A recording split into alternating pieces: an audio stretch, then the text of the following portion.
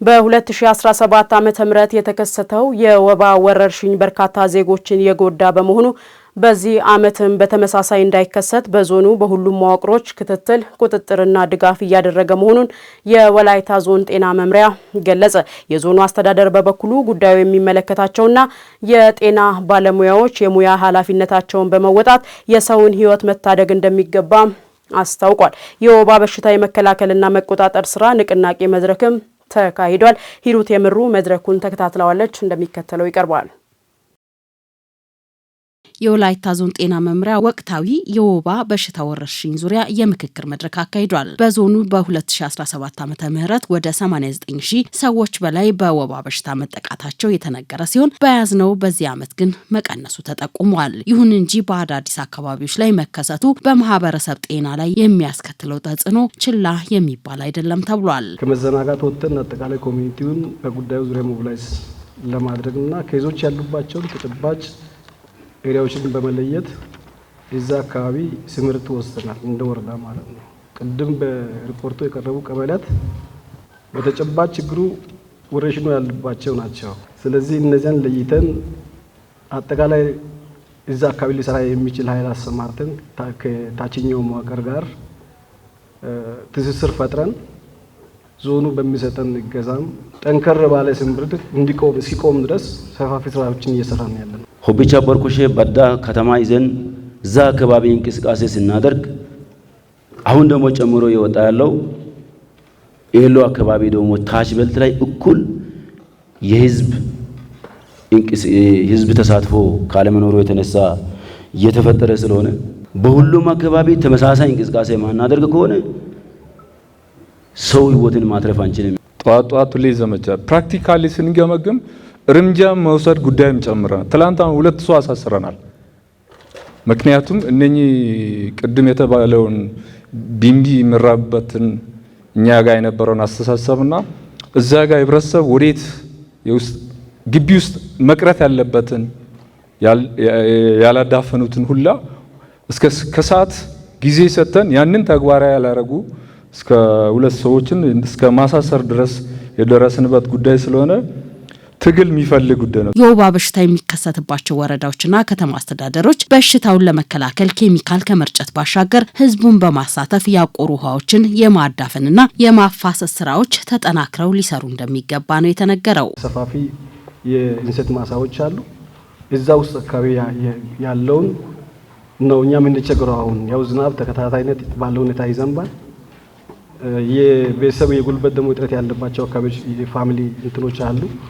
በዘመቻ ሁሉ ጊዜ ያንን አክቲቪቲ ለመምራት እንሰት አካባቢ ያሉ ጉዳዮች ናቸው። በኬሚካል ርጭት ካልሆነ በስተቀር ዴሊ ያንን ነገር ለማሰስ የምንቸገርበት ሁኔታ ነው ያለው። ማፋሰስና ማዳፈን የማይቻልባቸው አካባቢዎች አሉ። ምናልባት እንደ ዞን ድጋፍ ቢደረግልን ብዬ ማስበው የኬሚካል ርጭት በተለይ ይሄ የብላቴ ውሃ ሙላት ጋር ተያይዘው እና የኢሪጌሽን ሳይቶች አካባቢ ላይ ሰፋፊ ውሃዎች አሉ።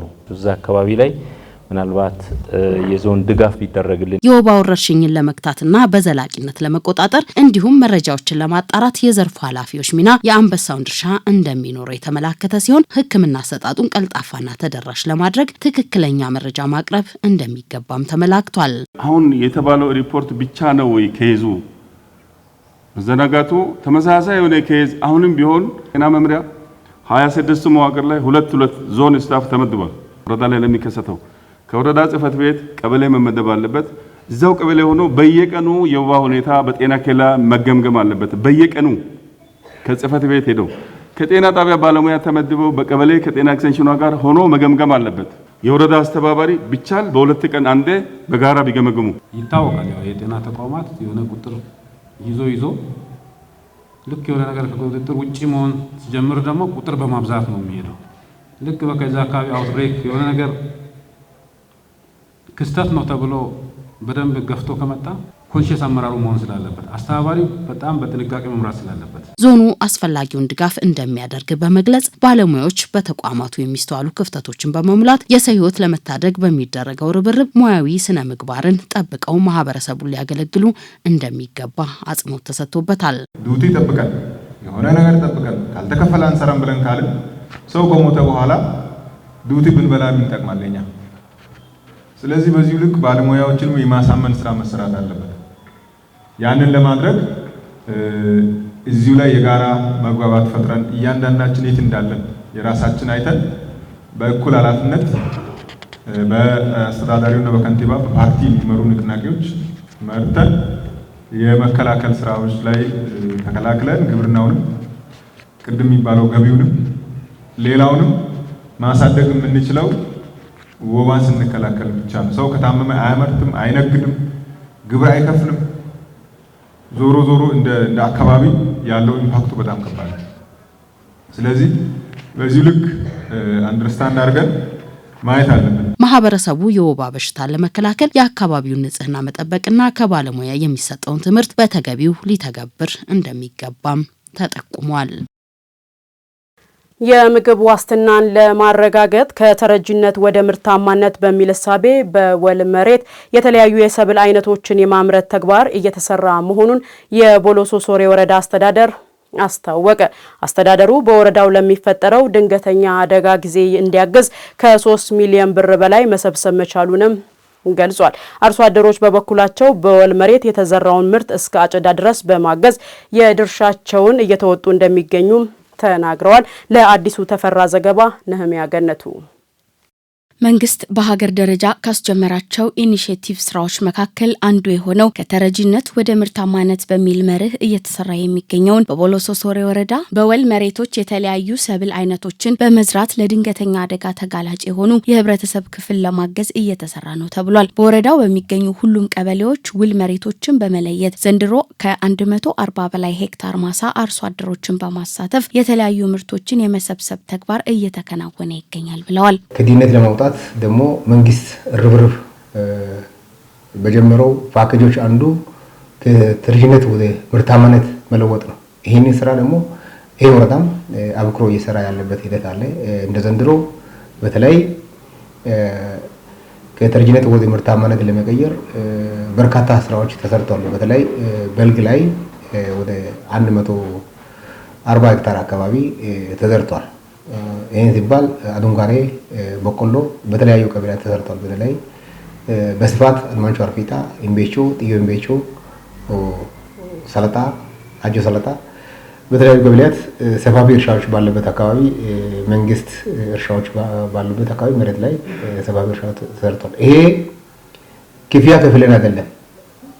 እርስ በራስ ህብረተሰቡ እዛው አካባቢ አርሶ አደርን አነቃነቀን እያንዳንዱ ምግብ ዋስትና እንዴት ራሳችንን መቻል አለብን የሚለው ከተረጂነት ወደ ምርታማነት ድሃ የሆኑ አርሶ አደሮችን ሰብስበን በተለይ ምግብ ዋስትና ድህነት ወይም ወረርሽኝ በከሰተበት ቁጥር ሌላው አካባቢ ወይ ሄደን ለምንን ሳይሆን ስቶኩን የተሰበሰበውን ለመጠቀም መንግስት ስትራቴጂ በዘየደው በተለይ መሰብሰብ ጀምረናል። ወረዳው ምርቶችን ከተለያዩ አካላት በመሰብሰብ ተጨማሪ በጣምራ በተዘጋጀው አካውንት ከ3 ሚሊዮን ብር በላይ መሰብሰብ መቻሉን ነው የተገለጸው። ከእያንዳንዱ ሞዴል አርሶ አደሮች ደግሞ ብር መሰብሰብም አለ፣ ከነጋዴ መሰብሰብ አለ። ከተለያዩ አካላት ሰብስበን በአካውንት እየሰበሰብን ከተረጂነት ወደ ምርታማነት በሚለው አካውንት በጣምራ በወረዳው አስተዳደር እና ግብርና ጽሕፈት ቤትና ምግብ ዋስትና ሶስቱ ጣምራ የተከፈተ አካውንት ላይ ዘንድሮ ወደ 3 ሚሊዮን ብር የተሰበሰበ አለ። በተጨማሪም ደግሞ እህልም ከእያንዳንዱ አርሶ አደር መሰብሰብ የተጀመረበት ሂደት አለ። እሱ በጥሩ ሁኔታ በአመለካከትም በአስተሳሰብም ይሄ ለእኛ ይጠቅማል የሚለው ነገር ደረጃ ደርሶ ከአመለካከትም ሰው ተቀይሮ እየተሰበሰበ ያለበት ሂደት አለ። ምርትና ምርታማነትን ለመጨመር በኩታ ገጠም እየተሰራ እንዳለ የተመላከተ ሲሆን ለድንገተኛ አደጋ ተጋላጭ ለሚሆኑ ማህበረሰብ ታስቦ በ24 ቀበሌዎች ምርት ለመሰብሰብ ከአርሶ አደሮች ጋር በጋራ እየተሰራ መሆኑን የወረዳው ግብርና ዘርፍ ኃላፊዎች ገልጸዋል። ከተረጂነትም ወደ ምርታማነት የሚለውም በስፋት ያው እኛ ጋር እየተሰራ ባለፈው በበልግ ጊዜም አድንጓሬ በደንብ ተሰርቷል። ጥሩ ውጤት አግኝተናል። አሁንም ያው ጤፍም ያው በደንብ ያው እየሰራን እናንተ እንደምታዩት የተሻለ ነው። ህብረተሰቡም ያው ጥሩ ግንዛቤ ያው እያገኘ ነው፣ እየተስፋፋ ነው ያለው። ተረጂነት መቆም አለበት ተብሎ እያንዳንዱ ቀበሌ ወል መሬቶች ላይ ከወረዳ መንግስት ጋርና ከቀበሌ መንግስት ጋር የጋራ በመሆን መስራት አለባቸው ተብሎ በሁሉም ቀበሌ እየተሰራ ይገኛል። ከዛ አንዱ ቀበሌ አሁን የምንገኝበት አርማንቾ አርፊጣ ላይ ይገኛል። አርማንቾ አርፊጣ ሰፊ ማሳ ካሉበት ቀበሌ አንዱ ነው፣ በአርሶ አደርም በመንግስትም። ስለዚህ አሁን በዚህ ሳለ ወደ 10 ሄክታር ይገኛል። 10 ሄክታር ላይ ቆመን ከዚህ በፊት ያው አደንጓሬ ዘርተናል፣ በቆሎ ዘርተናል። በተገቢው ዘርተን አርሶ አደሩ የሚያረጋግጥበትን ምርት ማግኘት ይችላል። አርሶ አደሮች በበኩላቸው ከተረጂ ወደ ምርታማነት በሚል መርህ ከተዘራው ምርትና በግል ማሳቸው በኩታ ገጠም ከሰሯቸው የተሻለ ምርት ለማግኘት የድርሻቸውን እየተወጡ መሆኑን ተናግረዋል። ደሬ ኖኔ ሺክዲ ጎይሮ ከጎይዲ ናንቷ ጎይዲ እኛ አርሶ አደሮች እስከ 4ኛ ዙር ድረስ በማረስ ጤፍ ዘርተናል። ህብረተሰቡ በሚያስፈልገው ሁሉ ከወረዳና ቀበሌ ጋር በመቀናጀት ከሰራነው አደንጓሬ ከማሳው ተነስቷል። በቆሎ ደግሞ እየተሰበሰበ ይገኛል። በሚቀጥሉት ጊዜያት ደግሞ ጤፍ ከማሳ ለማንሳት ተዘጋጅተናል። ዘላፕስምት ጋሼ ከቀጠለስ ምርቱ እኔ ሲያይ በጥሩ ሁኔታ ነው ምርቱ ጥሩ ሁኔታ ለወደፊትም ጥሩ ምርት ይሰጣል ብዬ ነው የሚያስበው። ስለዚህ እኔ የዘራሁት 4 ሄክታር ነው። 4 ሄክታሩ ከዛም እኔ በውስጤ በሀሳቤ ማለት ነው ወደ 7 ኩንታል አካባቢ ይቀበላል እያልኩ ነው ያለው። ወል መሬቶችን ወደ ምርታማነት ለማምጣት መንግስትና አርሶ አደሮች በጋራ የጀመሩት ተግባራት ተጠናክሮ መቀጠል ይገባል ተብሏል።